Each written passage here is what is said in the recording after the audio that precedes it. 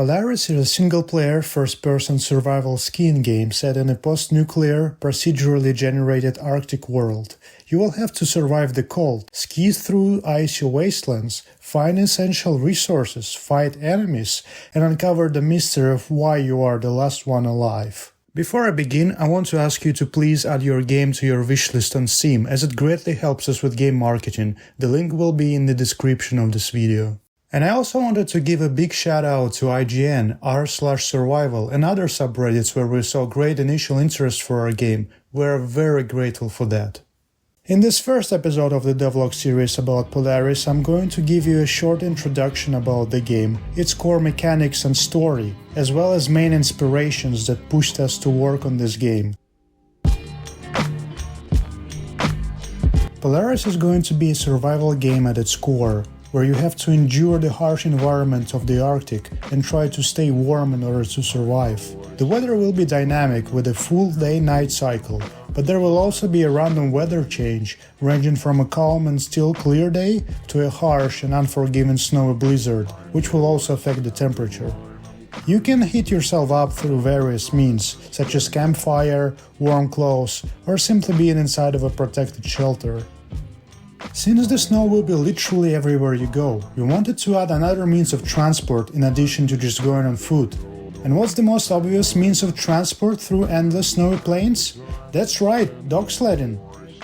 Well, wait a minute, not so fast. I was actually talking about cross-country skiing. Now, dog sledding sounds extra fun, and we have it in our backlog. So we might take a bite at implementing it in the future, but let's discuss skiing instead. After having tried cross-country skiing IRL myself, I found it quite cool since you can potentially go anywhere on them as long as there is snow. Contrary to downhill skiing, which might be more fun IRL, but definitely not as practical as a survival mechanic, cross-country allows you to go forwards, backwards, sideways and even uphill. I'm actually quite perplexed that there aren't that many games featuring this method of movement. Talking about such games, some of you might have tried Battlefield 5, which was released back in 2018. And while this game was not generally met with an overwhelming positivity from the player base, it had, in my opinion, one of the more interesting single-player mission mechanics out of many first-person shooters that I've played. I'm talking about the first story campaign called Nordlys, where you play as a Norwegian soldier, and one of the main means of transportation is indeed cross-country skiing. Now, I don't know why no one really talked about this cool mechanic, but I found it quite enjoyable to ski through snowy environments, even though those sections were quite short. And so I thought, why not try to implement this mechanic into our winter survival game? What could go wrong, right? One more thing I want to point out with regards to skiing, but frankly most of the other game elements we're going to have, is we're not planning to lean into realistic simulation with this one. For example, you'll be able to equip your skis in just a couple of seconds, as well as take them off almost immediately and get right into action if you want to. We don't want skiing to be a hurdle for our players, but rather another cool movement mechanic, where you can move faster, especially down the slope, but at the same time, you become more vulnerable to threats such as wild animals. Essentially, it's a pretty common discussion among gamer and game dev community about how realistic the game has to be, if at all, but at the same time to not take away the fun element from the formula. Granted, all games can be for everyone, because some might enjoy gritty realism and slow pace, others lean more into arcadey side of things, and others find more enjoyment in something more balanced. And I guess the point I'm trying to make here is that with Polaris we want to lean more towards a balanced approach about our game mechanics, frankly similar to how Battlefield does it, or at least used to do it in the older games such as Battlefield 1, 4 and 3. We want to retain that snappy and responsive movement with challenging but not impossible survival mechanics, while also trying to make the audiovisual representation true to life and at least somewhat realistic. I won't be getting too much into the story of the game because there isn't much now, but the gist of it is that you play as a scientist/northern engineer who has been sent to an offshore site in the Arctic to conduct some research. You have a family back home, which you miss, but the pay is good and you decided to give it a go since it's only for a few months. You have basic knowledge in winter survival, as well as with firearms, in case you stumble upon a polar bear, but you never really expect to meet one. until everything goes haywire and you become stranded alone in the endless Arctic desert. The premise of the story is, as soon as you embark on your contract and arrive at your offshore site, the Third World War begins and you lose contact with the outside world. Your base doesn't respond, you don't have a helicopter nor a plane, and not even a boat to go back home, so you're kind of feeling hopeless and lost, not really knowing what caused the war in the first place really. And with your supplies not being infinite, you have no other choice but to equip your skis, take a 100-year-old bolt-action rifle, and explore the Arctic in the hopes of figuring out what in the hell's happened and how to escape. The game is set in an endless, procedurally generated Arctic world, somewhere on the northern border between Russia and Norway.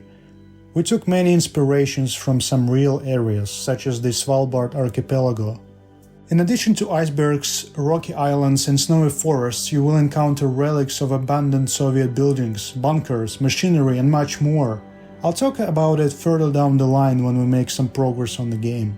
The reason we decided to go with an infinite procedurally generated world, like, say, in the Long Drive, or more famously Minecraft, is because we believe that once the core survival mechanics will be finished and they prove to be fun, we can then create a unique experience for every player to invoke the sense of exploration and an adventure. But another reason, of course, is that there's just two of us working on this game, and creating a highly detailed open world would be such a serious undertaking, we're afraid it might take us a whole year to just get it right.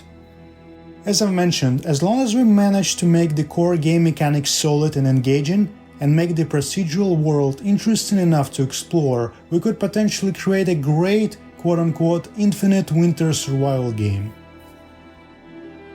But of course, this is something that we want to hear from you as well, and we will be taking a lot of notes once we start rolling out our closed and open tests down the line.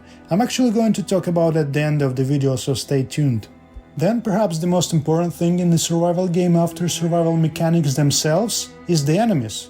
What kind of enemies should you expect to meet in the world of Polaris, and how often? Well, as you might have noticed from our announcement trailer, the polar bear is basically the hallmark of the Arctic environment, and we simply can't ignore that. Then there's wolves, who can also be found in that region. Our bare minimum plan for the open beta is to have these two animals in the game and try to tune their AI to an acceptable level so that players' interactions with them will be meaningful. But that's not all.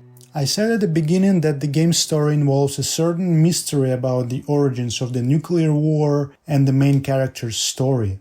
Now, I'm not going to say anything more, but I'll just affirm you that we do plan to have some humanoid enemies as the game's development progresses further down the line. And no, I'm not talking about zombies. We started working on Polaris at the end of March this year, although I had an idea for such a project for many years, just never really was able to get around to it. Our first priority was to create a versatile player controller that would fit the tone and theme of the game. And so I started to learn about blueprints and animations in Unreal Engine to create skiing mechanics, as well as do some sketches of the environment. Keep in mind that this is my first real game in Unreal Engine, as before I only really worked in Unity. As many have said online about Unreal, it definitely has a steeper learning curve, but boy oh boy was I impressed by what it can do with regards to graphics and other things. Overall, I don't regret switching from Unity to Unreal, especially considering all of the not so recent already news about Unity.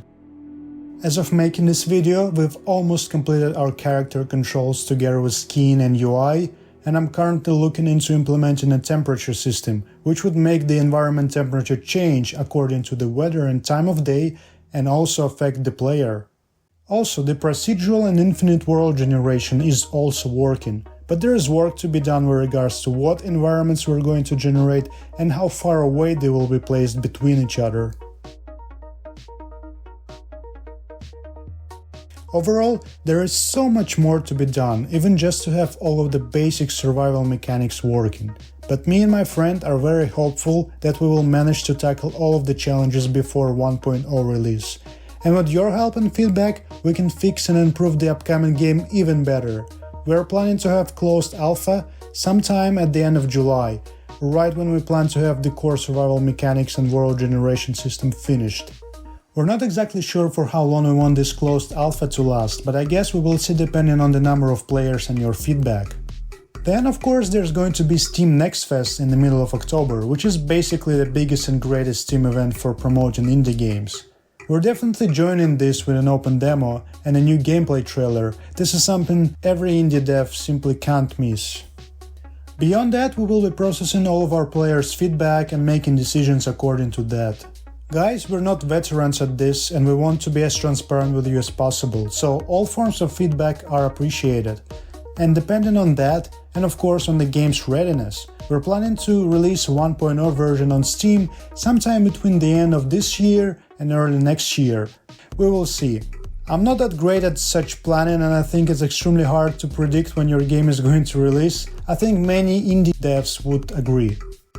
And before I sign out, I want to encourage you to join our waiting list for the closed alpha, which we're going to have in around a month on Steam.